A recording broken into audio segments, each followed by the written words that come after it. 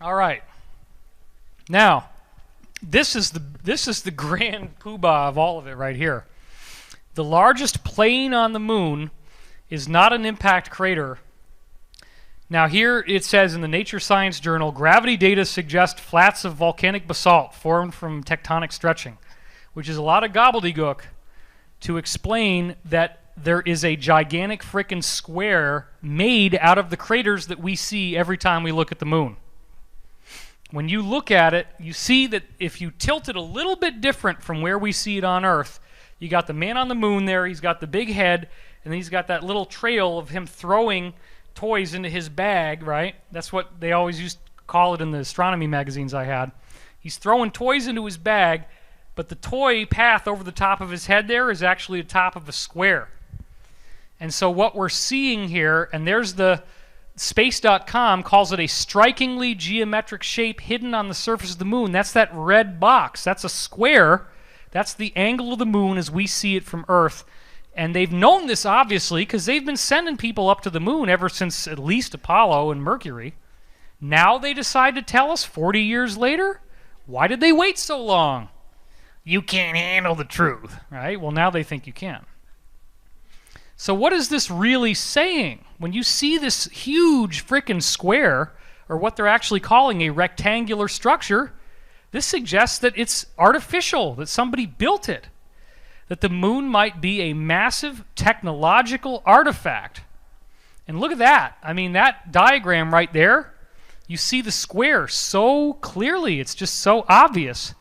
Just like, as I said, these square craters on Eros 433, same thing.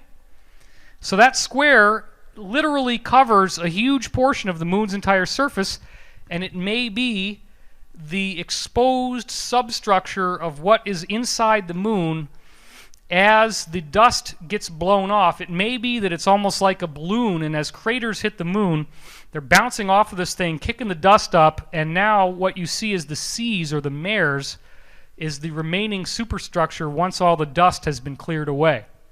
And it definitely shows us the square shape in the underlying geometry that it was made from. So we were only told, humanity was only told, that the moon has a gigantic geometric shape, a perfect square, as of October 1st, 2014. So it seems that somebody is doing disclosure deliberately and getting us to know things. And so this is the shattered leftovers, like you're seeing here as the sun is setting on the horizon. The shattered leftovers of the glass that still can be seen. The entire northern third of Africa was completely wiped out in the blast, leaving behind what we now call the Sahara Desert. You dig down 40 to 300 feet, and there's all kinds of toys there. Now notice, this is the only part of the Earth that looks like that. Do you see that?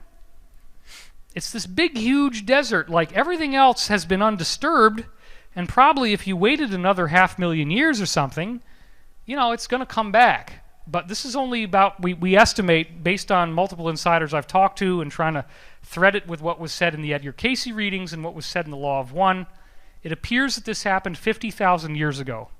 That this was the first big Atlantis on Earth that was wiped out 50,000 years ago, which both books, both the Edgar Cayce readings and the Law of One, point to a major, major war around that time that took place.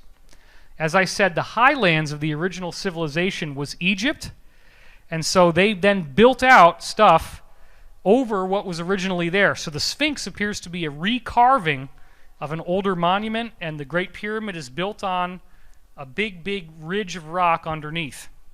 So as I said before, there's tons of technological artifacts under there, 30 to 400. I have to change that data based on new information. And the Egyptian priesthood went around and found some of these old books from people who were out there in our solar system. We're losing light. That's kind of interesting. So maybe they're trying to tell me something, that we're running out of time here. How much time do we have? we're actually 9 minutes past where we would be. Anyway. Yeah, we got more to do. So So what we find out is that the Library of Alexandria in Egypt was the storehouse for all these archaeological expeditions they were doing, finding these books that were made out of pages of almost unbreakable material, like made out of something like Kevlar. And that the books were then stored in the Library of Alexandria, which once it was invaded by the Romans, they did a false flag and they burned only things like census documents and tax forms and kept all the good stuff and brought it to, guess where? The Vatican Library. So one of my oldest insiders, Dr. Pete Peterson, was invited to go to the Vatican Library and allowed to read some of these old books, and he said that some of them had like barcodes on them, and all it was digital looking code on every page. Some of them had very elaborate images of spaceships and space stations and bases inside moons and all this stuff. And the Egyptian priests had been able to translate some of this stuff, and so there were also books of translations in ancient Egyptian language and Greek and Roman, things like this, of what the actual original books said. So the books tend to have a solid color on them, like you'll have a blue cover or a red cover that's all leather. The books tend to have a buckle on them, so you actually can buckle it like your pants to keep it closed. And again, most of the pages are kind of like an off-white color, and they're made of some kind of indestructible material.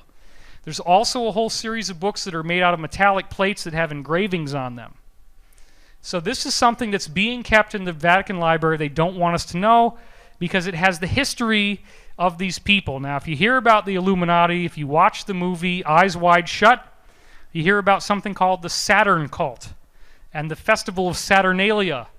Why? Because these people trace themselves back to the progenitors who had originally settled on Saturn. So if you look in Eyes Wide Shut, when they're all wearing the masks, they do this dance where they go around in a circle, and that emulates the rings of Saturn orbiting. Because they trace themselves as the descendants of Saturn, and they believe that they're different from the rest of us, that they have extraterrestrial DNA that made them the gods. And that kind of is segueing into the next part of our talk. So there were a very small number of survivors when the moon was blown up, and they got out with only, apparently the story is, the moon was so badly hit that only a few of their damaged spacecraft got out, and their civilization on Earth was almost completely wiped out. So just a small number of them made it, and they crash-landed on Earth. And they then interbred with humans, which they were specifically warned not to do, and this created what we call in the Book of Enoch, the fallen angels. Their offspring, their children most likely, the hybrids of their own form, which was about 36 feet tall, and native people on Earth, became these 12 to 13 foot tall, red-headed, white-skinned humans. And white skin was not normal for the Earth.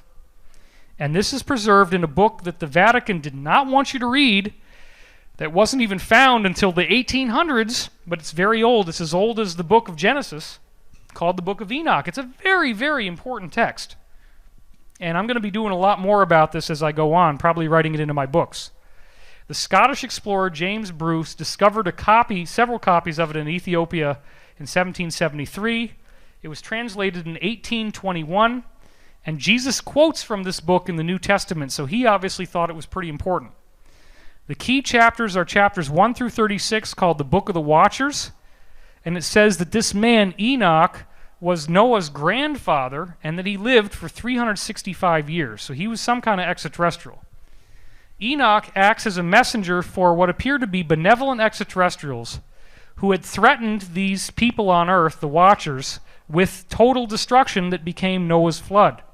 But before the flood, before their civilization was wiped out again, because we're now talking about 12,000 years ago, the big Atlantean flood, they used Enoch as a messenger to kind of cut a deal with the good guys, the benevolent ETs, and say, would you please not destroy us? In this book, the Book of Enoch, it says that there was only 200 of them that descended. They became the fallen angels. Lucifer was one of the fallen angels, interestingly enough. He was the leader. The insiders I've spoken to have said it's probably a lot more than 200. that they had interbred here for some time. They had huge population numbers again, and this event, Noah's flood, completely wiped them out. It says in 7:5-6 that they were cannibals. They began eating us, and they begged God for forgiveness in 13:4, and they were turned down, obviously. And then a great flood was created to cleanse the earth of these so-called watchers, which they're still pissed off about and still punishing us for all these years later. Because we, i.e. non-extraterrestrial humans, were God's chosen, and they were the fallen angels, the cast-outs. So now they feel like they need to get revenge on us, and that we are the wicked and they are the just. And what does the Bible say? That the money will be taken from the wicked and given to the just. Well, that's how they justify the economic redistribution that they've done with things like the Federal Reserve, the IMF, the World Bank, and the Bank for International Settlements. Now you see why I wanted to leak this all on stage at once. Okay? Stuff like this. But some of these people never died out completely. In fact, they've been around up until very recently in some cases. Let's look at the example of Easter Island. Jacob Roggeveen and C.F. Behrens, two Dutch explorers, visited there on Easter Island, first people from the West to get there, 1722. And when they got there, they saw 12-foot-tall white men with red hair that had long earlobes, just like you see in the sculptures. And then they were peacefully coexisting with the natives that were called Hanau Monoko. So you have these two different groups, Hanau Epe and Hanau Momoko. And the natives had shorter ears, darker skin, and a typical human height. So these giants actually spoke to the explorers. Apparently something happened afterwards where they were removed. And this brings us to a very interesting and highly controversial thing. It's probably going to get me in a lot of trouble, which is the subject of stasis beings. What the heck are stasis beings?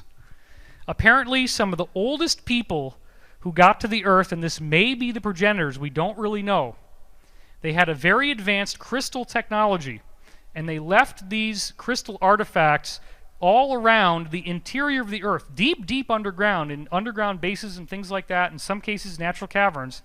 You have these crystals that in some cases will glow with a blue light, and they can actually effectively create a time bubble where time basically stops inside the bubble.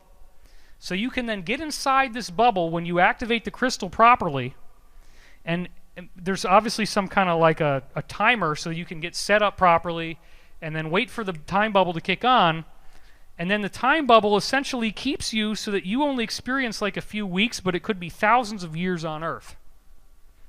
Now, there are apparently at least a dozen different stasis being areas around the Earth, as well as others where the crystals collapsed and didn't work. One of these stasis being chambers was found in Ohio, and I have now called it the Illuminati Disneyland. The reason why I say this is that you go into this, there's a river in Ohio apparently, there's a mouth down at the bottom, a big cave opening, you go in there, you walk in a long way, and then eventually what you see is a room that's about 60 to 100 feet tall, it's a dome, it's got black tar painted around the inside, and in the middle are 3 sarcophagi that are in kind of a Y shape around this thing in the middle that's a big crystal hanging on these supports with 4 poles, 4 pillars. The crystal is glowing, and there's some kind of time bubble that you can't get through. It has like a gravitational field, so they had to climb up the side and build like a scaffolding so they could look down and see what was inside these sarcophagi. And what did they see? They saw apparently perfectly preserved giant humans who were around 12 feet tall, 3 of them, all males with red hair, long beards, and, of course, still in stasis and still sleeping. Yes, and here's the crazy part. All these Illuminati guys were going to see it, and they were writing their names on the side of the cave to kind of like tag it, you know, like graffiti. And the name that a lot of people at the higher levels hear, the most notable name on that wall, guess who it was? Abraham Lincoln. Abraham Lincoln saw the stasis beings at Illuminati Disneyland. Now imagine the power of being in this group where you are told that you are the descendants of these gods, and you can go to a site like this that has a clearly advanced technology. For people in the 1700s or the 1800s, they didn't have anything like a glowing light. They didn't even have electric light. They just had fire. You have this glowing crystal suspended with these weird, like, wires or something hanging off of these 4 posts in the middle, and these people in sarcophagi that are giants with red hair, and they're still sleeping, and they look like they could come back to life. So this is where the Illuminati legend came into play, that, hey, these are our ancestors. These are our own family members. And the curious part is that different stasis chambers have been found all over the Earth, and in the different areas we find different types of humanoid extraterrestrials. They're not all the same. So it seems like multiple different groups found these time crystals and built stasis chambers, and the belief also is that the crystals are programmed to end their stasis as this energetic activation takes place in our solar system. So the Illuminati belief also is that as we get to the end of the cycle, these beings will reawaken, and that is the return of their gods. So it's a great story that they've obviously gotten really invested in. And some of this information appears to now be leaked because we have things like this. This video appears to be taken from one of these types of extraterrestrial visitors. I'm going to show you the video now. He's in this weird being. Look at the eyes. It's got some kind of coins on his eyes. This is from Russia. You got this fish on his chest. It's got, look at that, cuneiform writing on the fish, so it's Sumerian based. And you see he's got this winged eagle on his waist there, and he's inside a sarcophagus that is totally lined with gold. He has a beard, he has a crown on as well, and this is a being that is obviously mummified, but he's in a very, very good state of preservation, isn't he? I mean, now some of these stasis beings, apparently, they really do look very, very well preserved. So this is one example, and again, you see the cuneiform writing there. It's just like the Sumerians would have. But now here is another example, again, that was leaked from Russia. It's very likely that this is real. He may have been in the process of waking up, and this was leaked to me through the insiders. It is online, but most people would have no idea what they're seeing. This stasis being has a beautiful crown on, as you can see here, and he looks fast asleep. Apparently he is waking up. He's got all these very cool solid gold artifacts around him, which we're going to see in the video in a minute here. And this was apparently on the cover of the sarcophagus that he was found in. Looks like a very interesting combination of Sumerian and Egyptian iconography. Now, this apparently is true, that as he was starting to become unfrozen, this is probably somebody from the inside that was doing this, or it could be a hoax. We don't really know. But he appears to have longer hair on his chest than we do, and his body is still soft, and it looks like flesh. You see that? This is very, very strange and creepy. I understand that. But these are the stasis beings. And so now I'm going to show you the video, and it's a long video, so it takes about 3 minutes and 52 seconds. So we're not going to watch the entire thing. But I want to just check this out with you. So here's some of the Egyptian. You see that? It looks like an Egyptian pharaoh, like a female pharaoh there. And now you see they have the newspaper held up against his body for comparison. You can see there's this gold stuff over there on the left. And then look at all these statues that you got there. You got this weird-looking guy on the left there with 2 serpents, one on either side of his shoulders. And he seems like he's got a strange face. You have this Egyptian pharaoh-looking woman coming out of a jar there. There's the guy with the funny face. Notice he has an elongated skull. You see the elongated skull on that guy there? And we're seeing that he's got a very long beard with nice brown hair. He's got this very lush golden crown that has curious shapes and curious structures on it. Here's the Arabic newspaper, and notice there's Sumerian cuneiform again on that gold plate that the newspaper has been put on top of. So now we're seeing it coming up from a different angle. You can see the top of the sarcophagus there. You can see he's got an image of the sun on his headdress. Now, this has leaked a few places online, but hardly anybody knows what they're looking at. I did have somebody send me this video before I knew what it was. I said, oh, I don't know. But now I've been told this is almost certainly something that's genuine. Notice the date of the video is 2002. It's nothing new. So this has been held on reserve for a long time, and yet we're only now hearing about it 13 years later. So there's some sort of weird paper, and there you see he's got some kind of armband on his left arm, and it's got some Egyptian-looking symbols on it. Now you can kind of see there's a big plate there with an Egyptian pharaoh woman on it, and a statue to the left. There's another good shot of his headdress that does appear to have feathers on top, suggesting he might have come in a flying craft. And there you get a really good shot of the woman. She looks very Egyptian, doesn't she? And yet this is not supposed to be where the Egyptians were. So this is some very curious stuff. And again, I can't really make out, it looks like there's a bird of fire on there, the phoenix on that one. Now they again zoom in close on the Arabic newspaper. You see the Sumerian cuneiform on the metallic plate that's been put over his chest, the symbol of the sun there. Here's another shot of the metallic plate taken from a side angle and his chest. And it goes on from there. So you've kind of seen the whole interior now, so we'll just keep on going.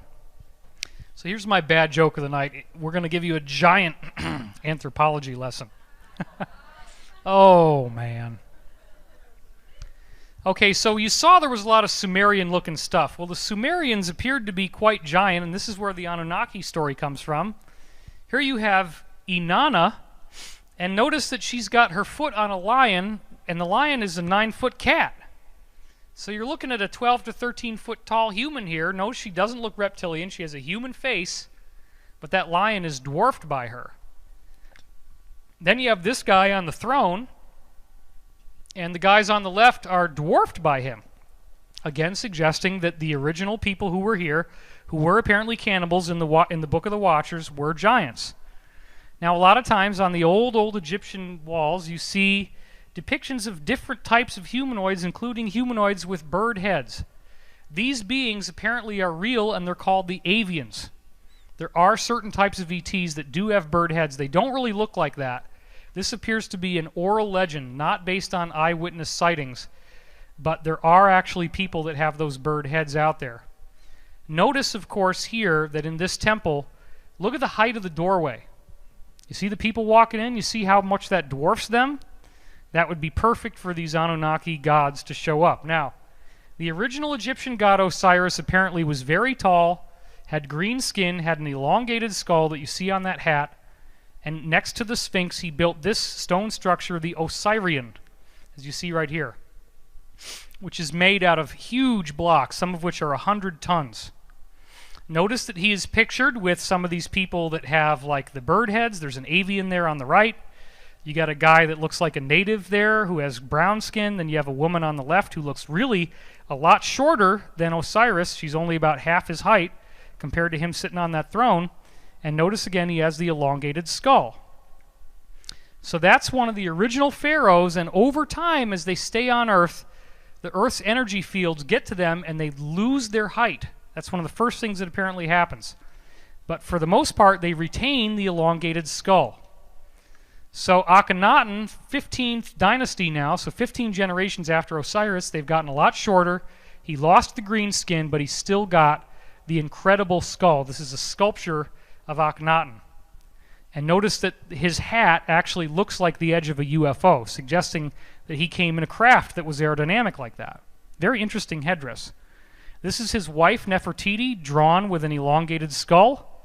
Another shot apparently of Nefertiti or one of their kids, maybe Ramses. Here's another shot of Nefertiti with the elongated skull. You'll see this happens over and over again. And then what do? They call this an artistic style. This is their daughter Meritaten.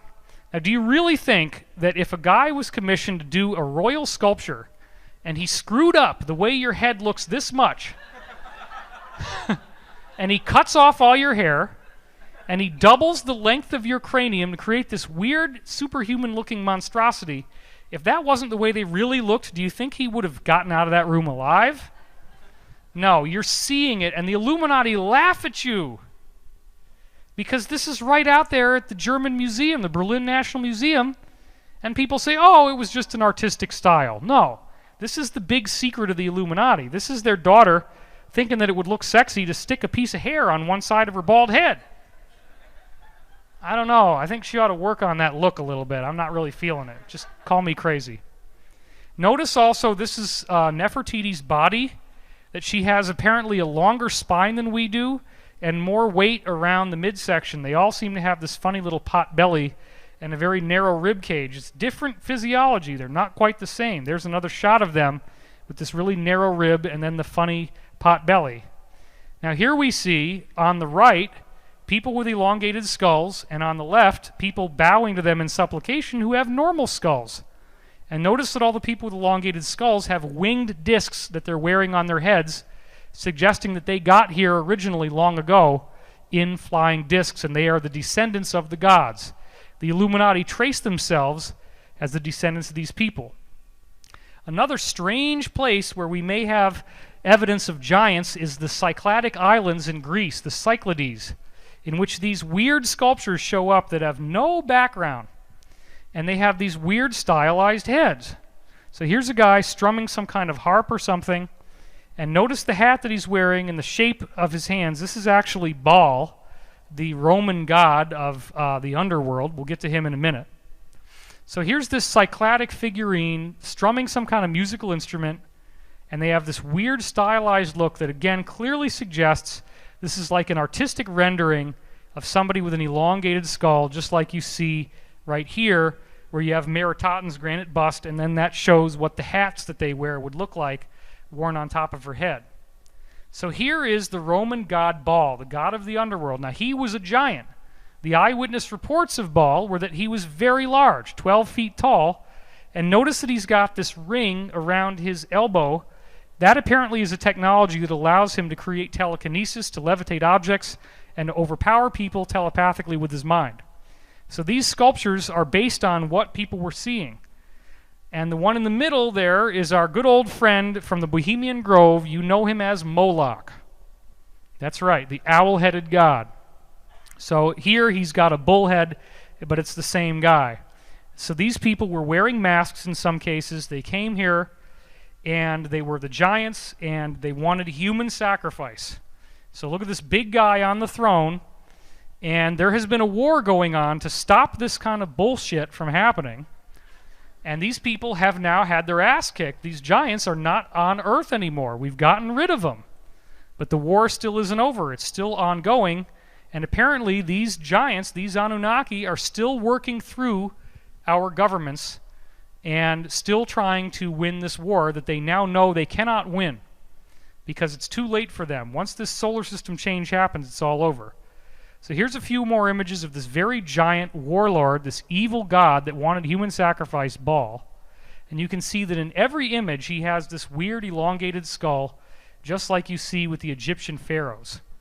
Now some of the good guys appear to be the ones from the Indian tradition. We have blue skin. Humans don't have blue skin, at least not here. The Maya have Quetzalcoatl, a white-skinned, bearded god where nobody else had white skin. The Japanese were civilized by these folks called the Dogu, who look very different from us. That's an understatement. Plus they're wearing some really cool space uniform. The Dogon, interesting. In Africa, this is a sculpture of them. Don't those eyes look awful familiar? So there's been a lot of ETs that have showed up all over the planet. The Australians have the Wandjina. Oh, they got stuck with the bad end of the stick on that one, didn't they? We don't like those types. Let's get those out of here.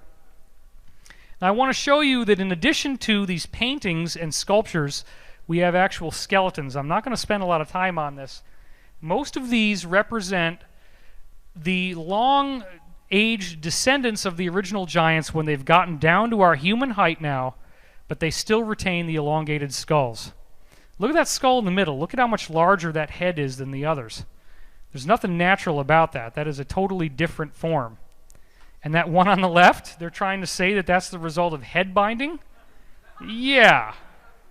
Yeah, right. Just tie some boards on your baby's head when he's born, and you're going to double or triple the height of his skull. Yeah, I'm not buying it. Something's going on here, folks, as you can see.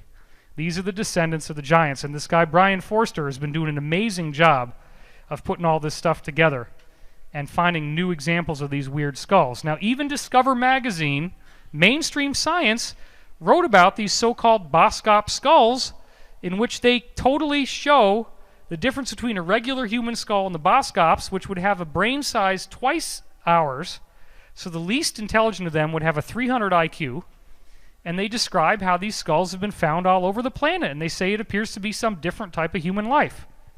Here's another example of giant skulls, this time found in a place in Siberia called Omsk.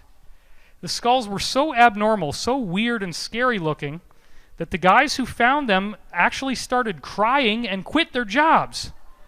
And if you got a job in Russia, that's a darn good thing to have. So this is not something that normally would happen. But they were freaked out, because as you can see by the guy holding that in his hand, there's nothing normal about that skull at all. This was taken from a documentary on television about King Tut, the real King Tut, again looking and seeing an elongated skull. And this is actually a shot of people who still have elongated skulls, Boskop characteristics, in Africa. Certain tribes apparently still have the elongated skull, and it says it is censored. This is the only picture like it I could find. There's a little white box over her nipple that says censor, spelled S-E-N-S-O-R. Yeah, okay. I didn't do that. Okay, that's not me. Don't blame me. This is the only version of the picture I could find. And here's another one where the baby has got a very interesting hair, braided hair, going way, way up its skull. This is not normal. Now, this is 14th century Italian nobility. Remember, the Illuminati have said that they are the descendants of the giants. Turns out this bloodline, the D'Este bloodline, is the central root that connects to all the different European Illuminati families. And they come out of Rome. Well, let's take a look at a picture of these people who like to stay low and undercover, and notice if there's anything a little bit different about them. Whoa. Now you see why I wanted to leak all this on stage at once? I was looking at this picture at the airport, and I looked around at everybody's head I could find, just to see if anybody had that elongated skull at the airport. I couldn't find one dude or one woman that had this. Now, apparently, there's a lot of these types of people at the Vatican. They're called the Jesuits, and they wear those elongated hats at the Vatican, right? So they can walk around and blend in with the rest of us, and nobody suspects anything because they're always wearing the long hat to hide that skull. Okay, now these types of people will usually never run for office. They stay undercover. They stay in the background. We've had multiple insiders say that they have met with people who still have elongated skulls like this and are high-level insider Illuminatus people. And again, they look like the Egyptian pharaoh skulls, same type of thing. The Huns, the original Mongolian invaders that conquered as they went to the west, also seem to have these elongated skulls and were descendants of giants as well. Now here's a series of Italian coins that all very clearly show his elongated skull. Most likely he's wearing a wig and he's bald, just like she apparently was bald. You could see she had hardly any hair. And the hairline on his wig doesn't look that good. It's just kind of like a straight line. So they didn't put a lot of work into this. It was the 1400s. I mean, cut him a break. Right? So this is very unusual, but this was probably one of the last times these people came out in the open. So, up until the 1700s, these giants were still walking around in America. And if you do some digging, the New York Times has some articles that show us these giant skeletons. November 21st, 1856, from the New York Times, we see the description of a skeleton that was found 10 feet 9 inches in length. December 25th, 1868, there was an expedition found in Minnesota by the St. Ripids Water Power Company, and they were quarrying rock, and they found a 10-foot, 9.5-inch tall skeleton, and the bones alone weighed 364.25 pounds. And they say the body must have weighed at least 900 pounds, so this was a giant. New York Times, September 8th, 1871. Here it is right here. You can look this up. They're still available on the New York Times website. Said that they found giant skulls where the bone itself was nearly an inch thick. Pretty crazy. And the body was 8 or 9 feet tall. There's nobody like that here now, not even basketball players. New York Times, February 8th, 1876. As you can see right here. 3 skeletons were found nearly 9 feet in height in this one dig. Then we have August 10th, 1880. And in this one, we see that there were skeletons that were 11 feet, 3 inches long when they were found. May 25th, 1882. This was a mound that was 60 feet in diameter and 12 feet high, in which they found giant skeletons inside.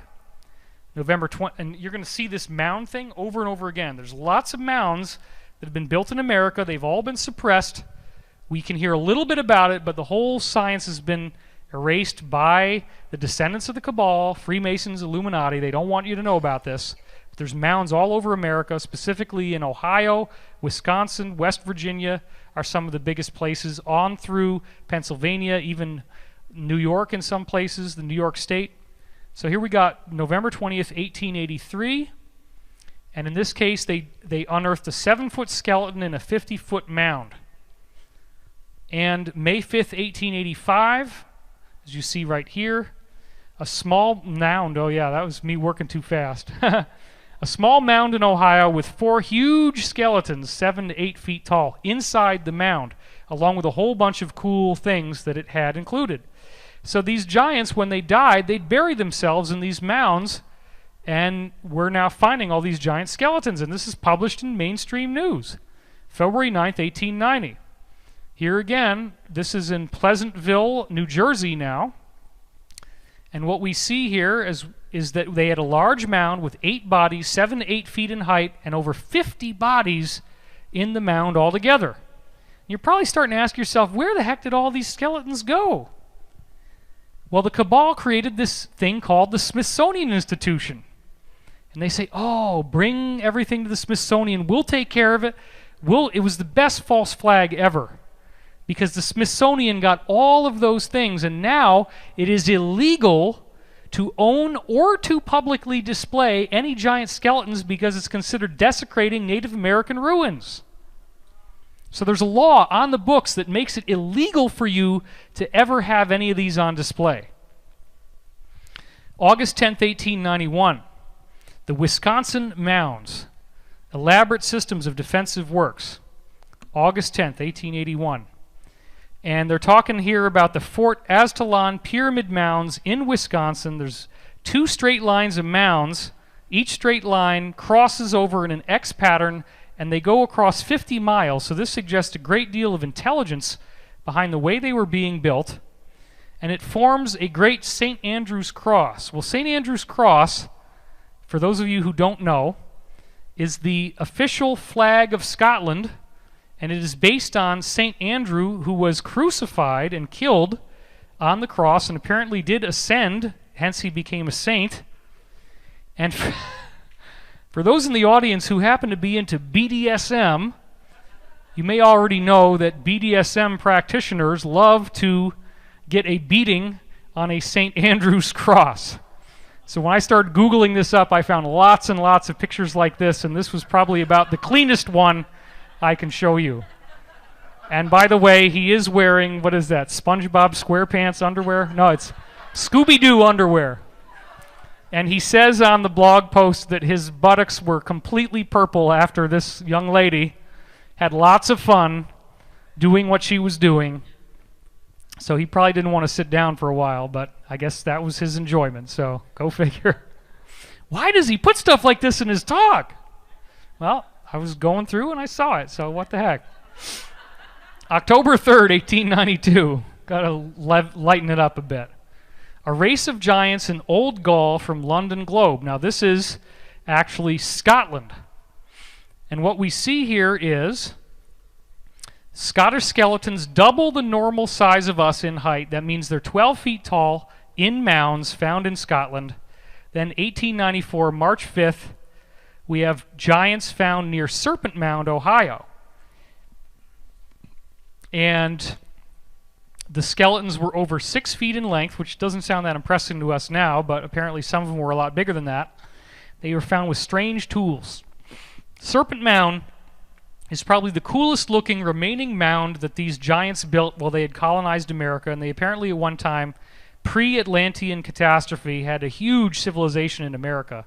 That's what a lot of this stuff is Atlantean ruins. Now this is a drawing of the original Serpent Mound, but an older drawing shows that both sides of the eye were there. That's very likely the left eye of the Illuminati that they were drawing. This is the same group of people with the same ancient religion. See that eye? That's the snake with the serpent's tail coming off of it. And this is what it looks like now. That mound is about 50, 60 feet tall. It's a huge thing. You can walk all the way around it. You see the roads for cars that have been built so you can drive around it and look at it. So a lot of work was put into this. And there's many, many of these mounds in Ohio, West Virginia, or where a lot of them are. It's all been covered up and suppressed. Towanda Daily Review, October 25th, 1897. And this one says that you have a very large thigh bone where the total skeleton would have to be over 7 feet tall in an Indian mound. December 20th, 1897 now. A Wisconsin mound again is opened with an over 9 foot tall gigantic skeleton. Now some people get pissed off and they say, David, why are you going through so many of these? Well, I like to give you the fact that there's a lot of data for the skeptics. That's why I'm going through it quickly here. The skull was half the size of half a bushel. A bushel is a really big barrel. So this thing was very large. Now we're getting towards the end of this now. September 7th, 1904. And this one was found, let's see, in New York, actually, down around New York City, in employ of the Harlem Railroad. Near Purdy's Station, there was an immense mound that they obviously got rid of to build New York City that had several skeletons of unusually giant size, 1904. So they wiped that out. May 4th, 1908. Giant skeletons found again. And this time, it's a cave in Mexico that had over 200 of these giant skeletons that were nearly 9 feet in height. And they say that this race antedated the Aztecs, because this was part of what was Atlantis before it was destroyed in the biblical flood that is reported in the book of Enoch that was the Atlantean cataclysm. The femur alone reached up to the thigh of the guy who was doing this, and the skull was 18 inches long from the front to the back. So this was a very large humanoid. Then we have Washington Times, California, July 13th, 1908. And this one is of near and dear importance to all of us as Los Angeles locals, because they dug it up right out here on the beach. You can literally frickin' walk to the beach from this hotel. Literally walk to the beach. And right over there, they dug up 14 skeletons that were over 9 feet tall each. So these people had lived right here, right where we are now. 3 perfect specimens were brought to a lab in Santa Monica to be exhibited and studied scientifically, and of course this has all been swept under the rug. And we find out that Catalina Island, which as you probably know is directly right over there. You just take a little ferry and it's right down by the marina. You can take a ferry over to Catalina Island. It's a nice little vacation island that we have right here people like to go to. Get a load of this. 3 to 6 times larger than people now. They had double rows of teeth, red hair, and skulls 3 to 6 times the size of normal humans. There's Catalina Island. I can see it from my house, actually. This is in the late 19th century. And it says that they had dwarf mammoth bones that were roasted in ancient fire pits, eaten by human-like creatures who were giants and had 2 sets of teeth. And this is an article that basically describes what I'm about to show you here, which is that in Catalina Island, this is staggering, they found 3,781 giant skeletons, and the whole thing was covered up. They took all of them away. They're all hidden away. And what I heard from my space program people is that the Illuminati, the Masons, at one point were destroying these giant skeletons left and right. They just take boats out into the ocean and dump the skeletons into the water. They didn't want anybody to find this. Now, however, they treat these as very valuable ancient relics, and you get in a lot of trouble if you destroy them. So they're still being found, and anytime I've heard from some of my insiders, anytime people start to find this, you're in big trouble now.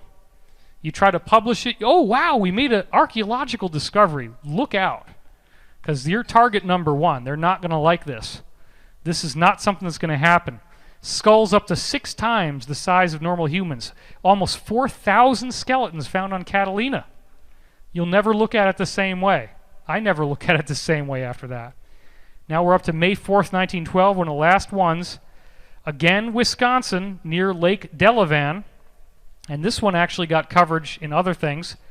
18 skeletons found in this mound, in this case. And the head slopes straight back directly over the eye sockets, just like the Egyptian pharaoh heads. And this brings us to our next big thing. 1913, and we start to see the first of only very few pictures that ever have survived. And there's one of the pictures. Notice the elongated skull there on the left. Almost 10 feet tall, and they were found in caves in this case with elongated skulls. Now we're up to July 14th, 1916. A mound that was found where in this case? Binghamton, New York. So this is upstate New York. 700 years ago is when it was found. And we have another one here from this is the one that the article is talking about. It's actually in Pennsylvania. The article's from Binghamton. It was written in Binghamton. The actual mound was in Pennsylvania at Tioga Point, and they dug up 68 skeletons that were 7 feet or more in height. And it was believed to have been buried 700 years ago, around 1200 AD. Then we're getting right to the end. September 21st, 1916, they wrote up the same finding in the Wellsboro Gazette. Again, it's talking about Pennsylvania, the mound. And there's another one, which is in France, that apparently goes back 25,000 years. We don't know much more than that. I'd have to do more research, but it says skeletons of giant warriors. And they found the head, and they believe them to be 25,000 years old. Others were found in 1950 in Ireland by archaeologists, Superman-sized skeletons, as you can see right here. So this gets to the next big question, okay? Where are all the relics? We've got all these skeletons. Didn't anything survive? Aren't there any pictures? Isn't there anything cool we can look at? Yes, thank God. I've combed the internet clean and found everything I could possibly think of. And there's not very many, but there's some that are pretty darn cool that I found. So this is from the San Antonio Express, early 20th century. And this is the skulls, and you can see, look on the right there, that one on the right is a lot larger than the ones on the left. The other two are of normal size. So you notice large cheekbones, really large, bulky jaw.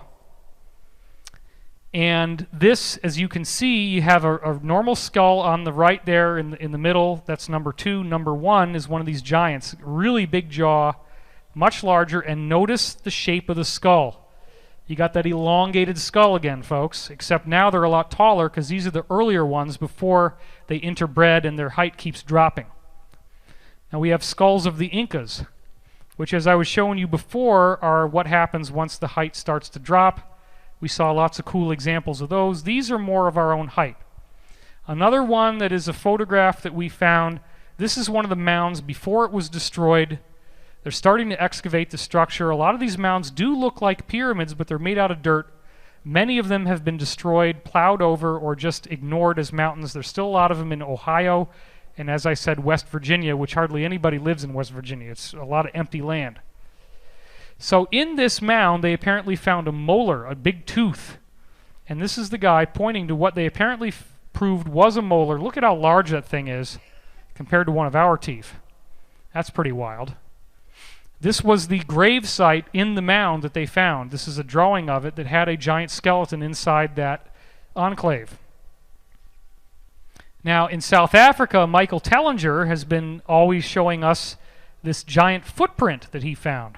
This is probably one of those 36-foot tall, one of the oldest ones to come here, way, way back when they had first driven the moon into Earth's orbit and they started to settle on Earth.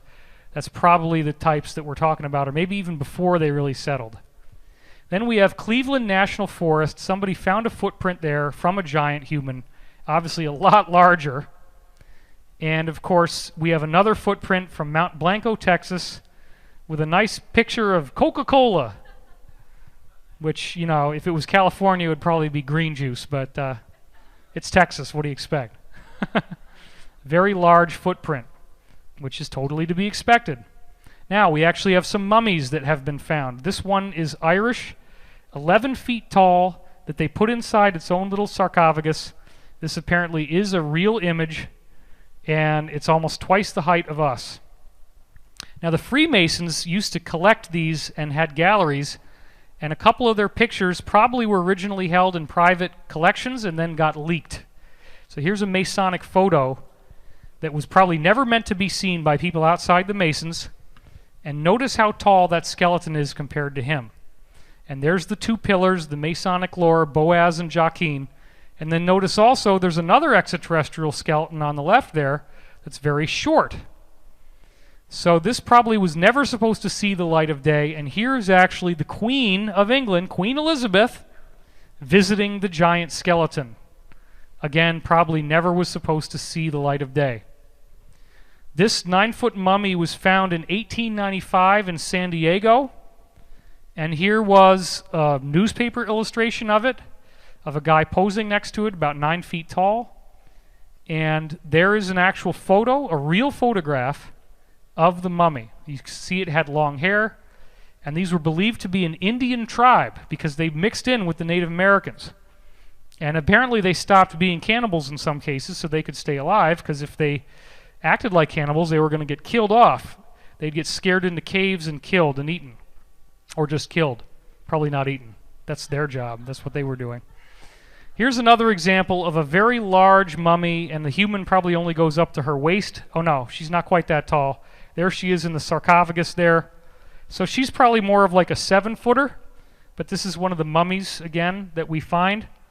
Now here's a guy, this is really interesting. This is another probably 8-foot mummy, something like that. She's about 2 feet taller than him with her head off to the side. Notice the skull. You see something odd about her head, folks? You see how wide that skull is? Does that look like one of our skulls? Heck no!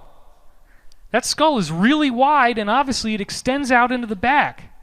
So this is one of the best examples that we've got that survived, showing that gigantic skull. Now, this is a write-up from that same finding, and we don't have time to go through all this. This is another one that was found in Europe, and again, there's not very many of these, but here you have a series of razor clams that have been put over the eyes. Now, the razor clam usually grows to be about this big, okay? So if you understand that and you look at this, those eye sockets are literally about 5 inches tall. So this is a very large head that the razor clams just happen to give us a size reference for. Here's another one that was found in Oregon. Again, you can see this is probably based on some of the signs and the things. It looks like it's about double the size of anybody else's skull. All of the museums that have had these on display, they've all been contacted. They've all been silenced. They've all been threatened. Unfortunately, there's no place you can go to see the real thing anymore. And then this one is really bizarre. This was a guy who actually went to Egypt, and a grave robber in 1998 found a mummy of a truly gigantic human with green skin and just hacked the finger off and actually allowed this guy to film it, and he wanted to come back and buy it, but he wasn't able to do so. And so what you're going to see here is how freaking large this finger is, because there is an Egyptian pound. That's about, it's actually bigger than a $20 bill. It's taller. So the whole finger is literally like about this long. So those hands would be huge. This has got to be one of those original Osiris-type 36-footers like the original Sumerian Anunnaki that this grave robber happened to find. Unfortunately, we never heard from him again. So, surprise, surprise. So here's another shot of Osiris, those types. Notice how much taller he is than the woman that is standing behind him. Sitting down, he's already the same height that she is, so standing up, he'd probably be almost twice as tall. That's probably one of those types. So again, here's the size comparison chart of the different types that have been found on Earth, going from 6 feet all the way up to 36 feet in height. And this is a reconstruction, another one of very few that have survived, of one of the femur bones that was found in one of these giant digs. This guy was around 14 to 16 feet tall, so that's a very unusual one, bigger than usual. But that's the first shot I ever found years ago of this kind of phenomenon. And this is also apparently real from a Middle Eastern dig of some of their original battle axes that the giants used to hold and carry. And this, believe it or not, is actually a diagram where every single one of those purple push pins is a different documented site. This is done by researchers that have compiled all this together. Every one of those purple dots is where one of these giant skeleton sites were found. So they had extensively colonized the Americas at one point. So I hope you can see that what we're dealing with here is a very fascinating investigation that is far-reaching in scope, that has huge implications for what's going on in today's world. And all of the things that I'm telling you are part of this long-term battle for the future of the human civilization. What are we going to do on Earth? Where are we going? This geometric energy that we're made from has been around the whole time, and there's lots and lots of different people out there in the cosmos. We are made to ascend. The Illuminati cabal claims to be the descendants of these giants that were extraterrestrials, and I've now charted out the whole history that's never before been presented to the public. What you have just seen here is the very first time that anybody outside of a small circle of elite has ever gotten to hear and see the information that I have just presented to you.